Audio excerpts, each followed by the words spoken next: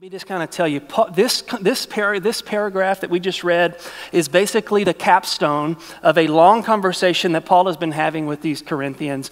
And in this conversation, Paul is chiding the Corinthians because they were boasting in themselves, and they had basically developed these personality cults. And you had these 4 different camps, just like church people today. You know, they got their little favorite people or their favorite little things, and they zone here and they zone there.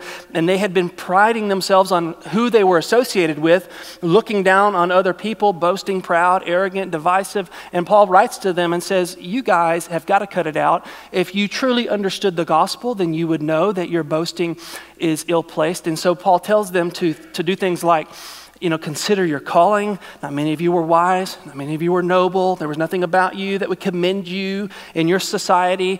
You were basically nobodies. And if you'll remember that fact, you'll kind of be reminded that you're only a somebody because God made you a somebody. So your boasting isn't good. And Paul develops in chapter 1, he develops these 2 camps. And these 2 camps, not 4 camps. They developed 4 camps, but he develops 2, and those 2 camps are determined by their response to the cross of Jesus Christ, that Jesus died on the cross for sinners. You can respond to that one of 2 ways.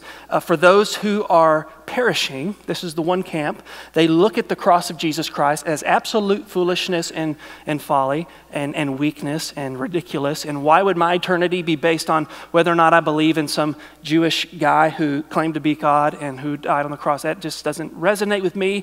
And so they push back against it. The other camp, the wisdom of God camp, they see the cross of Jesus Christ, and instead of seeing it as foolishness and crazy, they see it as the wisdom of God and the power of God. So one responds to it with arrogance and pride, the other responds to it with selflessness and humility. One responds with self-reliance and self-glory, the other responds with dependency on God and a desire to glorify God with their life. And so what Paul's doing in this paragraph that we just read is he's continuing on that same conversation. So this is nothing new. So when he says to those who are mature, he's talking about the people who have faith in Jesus Christ, the death of Christ at the cross.